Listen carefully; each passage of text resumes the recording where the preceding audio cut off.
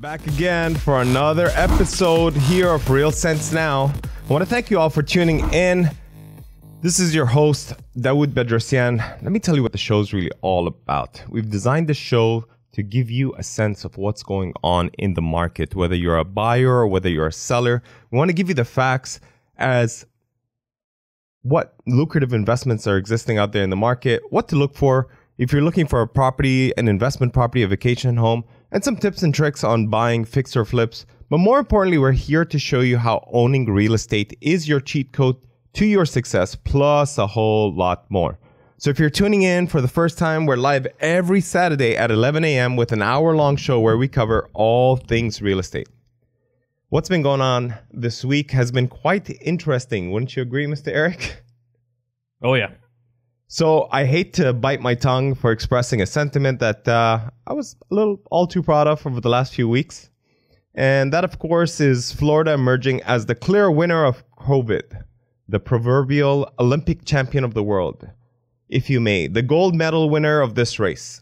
Yep, that was the part where I have to bite my tongue. Why? I mean, you couldn't have planned this out any better. The Olympics finally showed up 5 years later due to COVID. And since we're on the topic of COVID, which seemed like it was finally over, it clearly appeared as we surely are once again leading the race, except in a completely different kind of sport. Maybe a different category. The sport of who can report the record-breaking worst numbers than any other day throughout the whole pandemic than ever before? Yep, us right here in Florida. So COVID is back, and it seems to be rearing a new evil head. As of August 3rd, Florida saw a rise of new COVID cases that went up to about 51,000, and Florida reported more than 134,500 new cases this week, surpassing last week's 110,420. I'm sure there's a ton of content that we can talk about with regards to what's going on here. And I'm sure you can understand that these incidences and events cause a ripple effect, not only in the outbreak that we're seeing out here, but in the trajectory for what's going on, especially in the world of real estate. The increase in this Delta virus outbreak has caused the CDC to once again kick the bucket down the road, delaying the eviction moratorium. The real estate industry has spent over $100 million lobbying Congress during the coronavirus pandemic against eviction moratorium, right? And the largest real estate group, which is NAR, the National Association of Realtors, have spent more than $84 million last year alone challenging this ban. Now, why is this all really important? Well, the ban was set to expire at the end of July and now has been extended on to October 3rd, 2021. And obviously for the simple fact that, a good way to contain the emerging Delta variant, which will lead to a rapid acceleration of the community's transmission here, putting a lot more people at risk, especially unvaccinated people. The CDC warned that this moratorium is the right thing to do to keep people at home and not congregated in large groups of people, where if the eviction took place, would obviously have to displace a lot of people and have them move in with friends and family. Now, I watched a really interesting video on Reventure Consulting, which said basically the CDC's eviction moratorium is really what caused a lot of the rent rates and the tightening of the inventory in the market. And it kind of didn't make sense when you heard about it at first, but when you think about it, a moratorium prevents or makes it illegal for landlords to do two things. One, evicts tenants that aren't paying, and two, collect on back rents. So as a result of that, you have a lot of people that are not able to afford the rents that they have and are not paying the landlords accordingly. So how do landlords make up for the shortfall in the rent? Well, one thing that they've definitely done is to increase the rents accordingly. Now, as the rents have gone up, we've seen these rental rates go up not only in the Florida area, but throughout the country, which has caused a major strain for those actually paying rents on time, because now when it's time to renew, the renewal rates for the rental amounts have gone up drastically. But what it has also allowed is for the tenants that are not paying to remain in the homes that they have, and also constrain the amount of inventory in the market. A statistic says that on average about 1.5 million evictions take place annually in the United States. And typically what happens, as I mentioned before, is when people get evicted, they move in with their friends and family. Because those who are evicted find it very difficult to find a new place to rent, because that eviction is scarred on your profile, on your record, and it makes it harder for a lot of people that are not going to want to rent. And of course, what that's going to end up doing is allow a lot more landlords, as their units start to become more available once this moratorium expires, is that they're going to go out and find tenants that are going to be A-rated, have the best credit, no criminal background, no eviction, and have great credit, right? And one of the things that we're noticing because of the pandemic that we experienced is that there has been a decreased demand for renter households that will allow for more inventory in the market. There are several reasons for this to happen in spite of what kind of makes no sense. We've just gone through a pandemic, and we've also experienced a global recession. There's people reshuffling, wanting to come down to move to the Florida area from various areas. There's also been an increase in what now has been the household formation since the beginning of the pandemic, because you have more millennials that are willing to move to suburbs and rural areas. There's a lot of people wanting to leave bigger cities, and more families that want to find more space. This is a great sign for the economy on the whole, as well as specifically the real estate industry.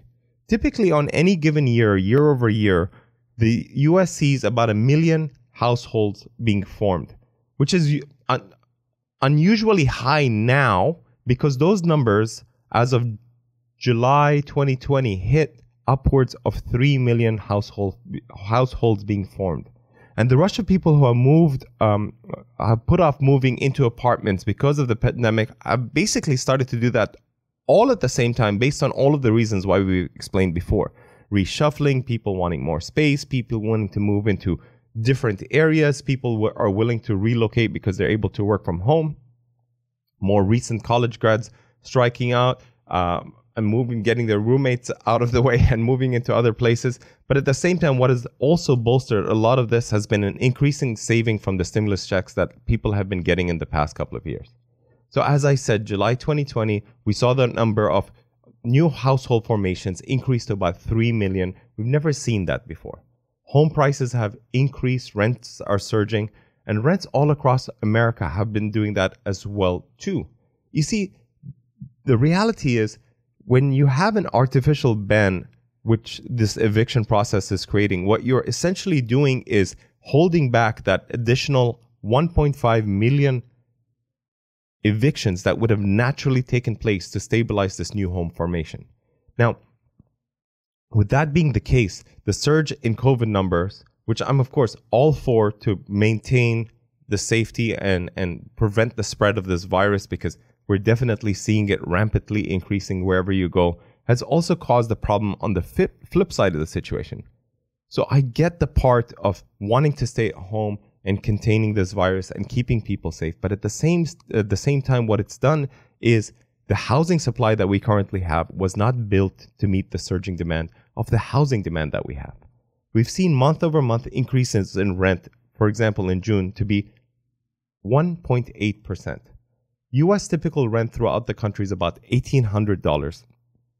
And in the last few months, we've been seeing rent increases of 7 to 8% from what we've seen before, which is making it a lot more unaffordable for a lot of people wanting to go out and rent a place now.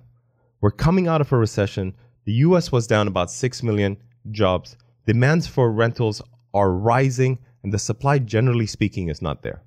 There's many sellers that have sold their home to take advantage of this hot market and decided to wait it out and considered renting a property. But once again, we have a shortage in the rental market as well too, which is causing a major affordability issue for that. Now, the biggest factor that we're noticing when it comes to people wanting to shift out of renting a property into buying a property is simply this category of people that would be considered renters. They typically don't have a sizable down payment to make the change over. And if they do, they're definitely being met with people within that category that are looking to purchase these properties outright cash and or are able to put down a lot more money through programs such as conventional loans versus FHA or VA loans, which a lot of people are applying for right now. Places like Tampa saw an average rent increase of 15.6% in the first half of 2021. And places like Orlando have seen an increase of 14.5% in the rental amounts that were paid between this year and last year. Now, when you consider all of these factors, you begin to realize out of every problem, there is clearly an opportunity. There's never been an easier time to go out and find jobs. As of May 2021, there has been 9.2 million job openings, with a lot of these employers that are willing to pay their employees wage increases and as well as bonuses to come and just join their companies as well too. And in my humble opinion, between the rampant employment that's available and the number of vaccines that are available too, a lot of these things will help curb the issue that we're facing in the next few months. Now, there's a beautiful phrase that I love to share, which is within every adversity, in an equal or greater benefit, within every problem is an opportunity. And even when in the knocks of life, we can always find great gifts, said Napoleon Hill. Why do I share this? Because for many of you that are paying a close attention to the eviction and foreclosure moratorium coming up, while many landlords have increased the rents and are definitely going to stricken their application standards for the new rental tenants that are going to be coming in, just like many banks have currently strictened their practices in terms of lending money, I believe that a lot of frustrated landlords would also start to consider selling their properties to take advantage of this market and, more importantly, add to the inventory in the market. I believe if you're looking to invest in the real estate market, considering the increase in the rental income that you can generate, that will surely be one of the clearest areas to be considering to look at when you're looking to tap into this market. Orlando, for example, has always been a hotbed, a great area for you to want to consider investing in for all the attractions that we have, for the transient people coming in and out of our city. Over 60% of our population here rents. So why not consider an investment property now as a time to diversify your rental portfolio and consider investing in the Florida market? If you have questions about what we're discussing, please tune in and call us at 321-339-1055. We'd be more than happy to answer your texts and questions that you have. You're tuning in to Florida Man Radio, 660 AM, 105.5. This is your host, Dawood Bedrosian from Real Sense Now.